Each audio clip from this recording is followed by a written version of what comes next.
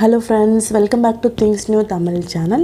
இன்றைக்கி நம்ம சப்பாத்தி ரோல் எப்படி பண்ணுறதுன்னு பார்க்க போகிறோம். இது வந்து நம்ம வெயிட் லாஸ் பண்ணுறதுக்கு நம்ம வந்து இதை லஞ்ச் டைம்லையோ இல்லை மார்னிங் டைம்லையோ எப்போயாவது ஒரு டைமில் சாப்பிட்லாம். ரொம்ப வந்து ஃபில்லாக இருக்கிற மாதிரி நம்மளுக்கு காட்டும். வாங்க எப்படி பண்ணுறதுன்னு பார்க்கலாம். இந்த மாதிரி ஒரு கடாயை எடுத்துக்கோங்க. அதில் வந்து உங்களுக்கு தேவையான அளவு ஆயில் ஆட் பண்ணிக்கோங்க. எண்ணெய் நல்லா காய்ஞ்சதுக்கப்புறம் இதில் வந்து உளுந்து, கொஞ்சம் கடுகு, கொஞ்சம் சீரகம் ஆட் பண்ணிக்கோங்க. கடுகு வந்து ரொம்ப கம்மியாக ஆட் பண்ணால் போதும். ஏன்னா இது சப்பாத்தி ரோல் அப்படிங்கிறதுனால நம்ம வாயில் கடிப்படும் போது கசக்கும். ஸோ சீரகமும் உளுந்தும் கொஞ்சம் அதிகமாக ஆட் பண்ணிக்கோங்க. இது நல்லா பொரிஞ்சதுக்கப்புறம் நான் வந்து வெங்காயம் ஆட் பண்ணிக்கிறேன். இன்றைக்கி நான் ஒரு பெரிய வெங்காயம் எடுத்திருக்கேன். இது கொஞ்சம் நீளமாக கட் பண்ணிக்கோங்க பெரிய வெங்காயத்தை. இப்போது சப்பாத்தி ரோல் அப்படிங்கிறதுனால நான் எல்லா வெஜிடபிள்ஸ் எல்லாத்தையுமே நான் வந்து நீளமாக கட் பண்ணியிருக்கேன். அப்படி கட் பண்ணிங்க அப்படின்னா உங்களுக்கு நல்லாயிருக்கும். வதங்குறப்போ சாப்பிட்றப்போ அதெல்லாம் நல்லாயிருக்கும். ஸோ இப்போ வெங்காயம் நல்லா வதங்கட்டும். இப்போது வந்து வெங்காயம் சீக்கிரம் வதங்கணும் அப்படிங்கிறதுக்காக உப்பு கூட நீங்கள் ஆட் பண்ணிக்கோங்க. உப்பு ஆட் பண்ணோம் அப்படின்னா எப்போவுமே சீக்கிரமாக வெங்காயம் உங்களுக்கு வந்து வதங்கிடும். இப்போது நான் உப்பு ஆட் பண்ணிக்க போகிறேன். நீங்கள் வந்து நம்ம வெஜிடபிள்ஸ் எல்லாம் வதக்கும் போதே சப்பாத்திக்கு மாவு பிசைஞ்சு வச்சுருங்க. இப்போது வந்து வெங்காயம் நல்லா வதங்கினதுக்கப்புறம் தக்காளி ஆட் பண்ணிக்கோங்க. தக்காளியையும் நான் நீளமாக கட் பண்ணி வச்சுருக்கேன். தக்காளி வெங்காயம் நல்லா வதங்கணும்.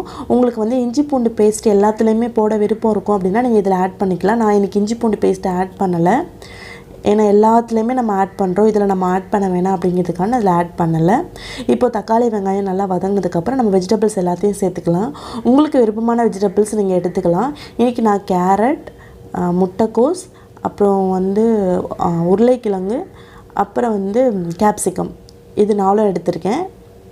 உங்களுக்கு எது விருப்பமோ அதெல்லாம் நீங்கள் ஆட் பண்ணிக்கலாம். உங்களுக்கு பீன்ஸ் பிடிச்சிருந்தது அப்படின்னா நீங்கள் பீன்ஸ் கூட இதில் ஆட் பண்ணிக்கலாம். ஸோ இந்த காய்கறிகளுக்கு நம்ம தண்ணி ஆட் பண்ண வேண்டிய அவசியமே இல்லை. எல்லாத்துலேயுமே தண்ணி இருக்கும். ஸோ அதுவே வெந்துடும், அந்த ஹீட்லேயே அது வெந்துடும். ஸோ இப்போ இதை நல்லா மிக்ஸ் பண்ணி விட்டுக்கோங்க. இப்போ வந்து லைட்டாக வந்து மஞ்சத்தூள் ஆட் பண்ணிக்கோங்க. மஞ்சத்தூள் ஆட் பண்ணதுக்கப்புறம் நல்லா மிக்ஸ் பண்ணி விட்டுக்கலாம். நல்லா இது மிக்ஸ் ஆனதுக்கப்புறம் இதில் நம்ம மசாலா ஆட் பண்ணிக்கலாம். இன்றைக்கி நான் வந்து ஒரு 1/4 டீஸ்பூன் வந்து கரம் மசாலா சேர்க்குறேன். அதே மாதிரி ஒரு 3/4 டீஸ்பூன் வந்து மிளகாய் தூள் சேர்க்குறேன். உங்களுக்கு காரத்துக்கு ஏற்ற மாதிரி நீங்கள் மிளகாய் தூள் சேர்த்துக்கலாம். ஸோ அதுக்கப்புறம் சீரகத்தூள் வந்து ஒரு 1/2 டீஸ்பூன் சேர்க்குறேன். இப்போ இது எல்லாத்தையும் மிக்ஸ் பண்ணி விட்டுடலாம். சீரகத்தூள் போட்டாவே நம்மளுக்கு ரொம்ப வாசனையாக இருக்கும். இப்போ இது எல்லாத்தையும் மிக்ஸ் பண்ணிவிட்டு மசாலாவோட பச்சை வாசனையெல்லாம் போகிற வரைக்கும் நல்லா வதக்கிக்கலாம். நம்ம வந்து ஆயில் வந்து இதில் கம்மியாக தான் ஆட் பண்ணுறோம். ஏன்னா இந்த வாட்டர்லேயே இது வெந்துடும். ஸோ எக்ஸ்ட்ராலாம் நம்ம ஆயில் ஆட் பண்ணலை. ஸோ இது வந்து ரொம்ப நல்லது தான். அதுவும் இல்லாமல் வெஜிடபிள்ஸ் எல்லாமே சேர்த்து நம்ம சாப்பிடும்போது நம்மளுக்கும் நிறைய சாப்பிட்ட ஃபீலிங் இருக்கும்.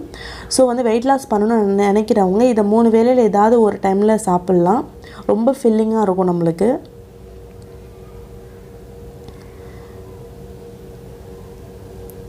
இது நல்லா வதங்கிடுச்சு பாருங்கள். இப்போ இதை நம்ம தனியாக எடுத்து வச்சிடலாம். நம்மளுக்கு வந்து ஸ்டஃப் ரெடி ஆகிடுச்சு. இப்போ சப்பாத்தி போட்டுடலாம். சப்பாத்திக்கு நீங்கள் ஆல்ரெடி முன்னாடியே பிசைஞ்சு வச்சுருந்தீங்க அப்படின்னா இந்த டைமில் வந்து உங்களுக்கு கரெக்டாக இருக்கும் போடுறதுக்கு. கொஞ்சம் பெரிய சப்பாத்தியாக போட்டுக்கோங்க. நார்மலாக போடுறத விட கொஞ்சம் பெரிய சைஸாக இருந்தது அப்படின்னா நம்ம வந்து ஸ்டஃபிங் வைக்கும்போது மடிக்கிறதுக்கு கொஞ்சம் ஈஸியாக இருக்கும். ஸோ சப்பாத்தி இந்த மாதிரி ஒரு பக்கம் போட்டுக்கோங்க. நல்லா ஒரு பக்கம் கீழே வெந்ததுக்கப்புறம் இன்னொரு பக்கம் நீங்கள் திருப்பி விட்டுக்கலாம். இந்த சப்பாத்திக்கு நீங்கள் வந்து ஆயில் மேலே தடவிக்கிட்டால் உங்களுக்கு வந்து இன்னும் கொஞ்சம் சாஃப்டாக இருக்கும். சில பேருக்கு ஆயில் பிடிக்காது அப்படின்னா அவங்க நெய் கூட தடவிக்கலாம்.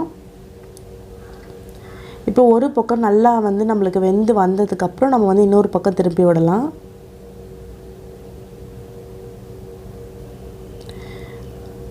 இது மேக்ஸிமம் லஞ்ச் டைமில் சாப்பிட்டா வந்து ரொம்ப சூப்பராக இருக்கும். ஏன்னா லஞ்ச் டைமில் தான் நம்ம ரைஸ் சாப்பிட்றோம். அதுக்கு பதிலாக அதை அவாய்ட் பண்ணிவிட்டு நம்ம அதுக்கு பதிலாக சப்பாத்தி சாப்பிட்லாம். இப்போது சப்பாத்தி ரெடி ஆகிடுச்சு நம்மளுக்கு. ஸோ இது மாதிரி உங்களுக்கு தேவையான அளவு சப்பாத்தி எல்லாத்தையும் செஞ்சு எடுத்து வச்சுக்கோங்க. இன்றைக்கி வந்து நான் ஒரு 3 சப்பாத்தி இப்போ வந்து செஞ்சுருக்கேன். ஸோ உங்களுக்கு தேவையான அளவு நீங்கள் செஞ்சுக்கலாம். இப்போது வந்து சப்பாத்தி எப்படி வந்து ரோல் பண்ணுறது அப்படிங்கிறத பார்க்கலாம். இதுக்கு வந்து ரோல் பண்ணுறதுக்கு முன்னாடி நீங்கள் சாஸ் தடவிக்கலாம். உங்களுக்கு விருப்பமான சாஸ் எடுத்துக்கோங்க. தக்காளி சாஸ் இல்லை வந்து ஹாட் அண்ட் ஸ்வீட் சாஸ் எடுத்துக்கோங்க. நான் இன்றைக்கி ஹாட் அண்ட் ஸ்வீட் எடுத்திருக்கேன். இது ரொம்ப சூப்பராக இருக்கும். எனக்கு வந்து இது ரொம்ப பிடிக்கும். அதனால் எப்போவுமே நான் இந்த சாஸ் தான் யூஸ் பண்ணுவேன். ஸோ இதை வந்து அது மேலே அப்ளை பண்ணிக்கோங்க. சப்பாத்தியில் ஒரு பக்கமாக இதை அப்ளை பண்ணிவிட்டு நடுவில் ஸ்டஃபிங் வச்சுருங்க.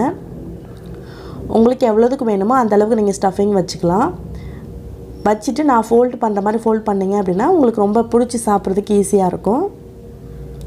கீழே ஒரு ஃபோல்டிங் வச்சுட்டு 2 பக்கம் நீங்கள் ஃபோல்ட் பண்ணிங்க அப்படின்னா அதுவே அந்த சாஸ் நம்ம தடவி இருக்கிறதுனால ஒட்டிக்கும், எடுத்துக்கிட்டு வராது. அவ்வளோதான். இது மாதிரி மற்றதையும் நீங்கள் ரெடி பண்ணிக்கோங்க. லன்ச் டைமில் சாப்பிட்றதுக்கு ரொம்ப சூப்பராக இருக்கும். நம்ம அதிகமான சாப்பிட்ட ஃபீலிங்கும் இருக்காது, நம்மளுக்கு வெயிட்டும் லாஸ் ஆகிறதுக்கு ரொம்ப ஹெல்ப்ஃபுல்லாக இருக்கும். ஸோ கண்டிப்பாக இதை ட்ரை பண்ணி பாருங்கள். இந்த வீடியோ உங்களுக்கு பிடிச்சிருந்தது அப்படின்னா மறக்காமல் என்னோட சேனலை சப்ஸ்கிரைப் பண்ணுங்கள், லைக் பண்ணுங்கள், ஷேர் பண்ணுங்கள். தேங்க்யூ. தேங்க்ஸ் ஃபார் வாட்சிங்.